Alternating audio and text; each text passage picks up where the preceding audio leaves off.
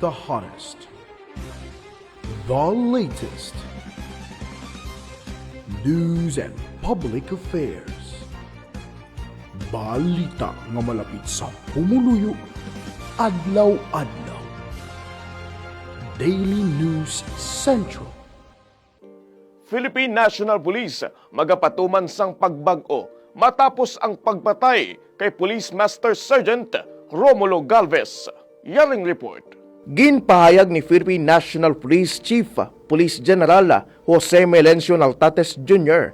nga magapatuman sila sang mga pagbago agud maproteksyonan ang ilahanay matapos ang pagtaliwan ni Police Master Sergeant Romulo Galvez Jr. Madumduman nga napatay si Galvez samtang nagapatigayon ang mga katapos ng Bacolod City Police Office sang bypass operation sa Barangay Singkang Airport kung sa diin napatay man ang sospek nga si Ronelo Panuncial. Nagbisita si Naltates sa haya ni Galvez sang nagligad nga Biyernes sa siyudad sang Bago. Suno sa iya, magapatuman sila sang mga pagbago agud maproteksyonan ang mga kapulisan kag nagapati siya nga ang safety sang ilang mga katapo ang non-negotiable.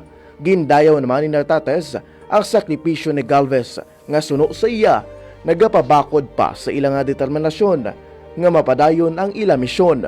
Ginlubong sa Forest Lake Memorial Park sa Barangay Sumag sa siyudad sang Bacolod si Romulo Galvez nga nagserbis sang 18 katuig sa kapulisan. Ini nga balita ginadulong sa inyo sang Cocos Ridge Tavern, Winery and Cafe. Para sa mga dugang updates, hindi magkalipat na mag-like and follow sa amon official Facebook page, Daily News Central. Inisi ka Daily Jimmy Salvano para sa balita nga malapit sa pumuluyo, adlaw-adlaw. Daily News Central. Daily News Central.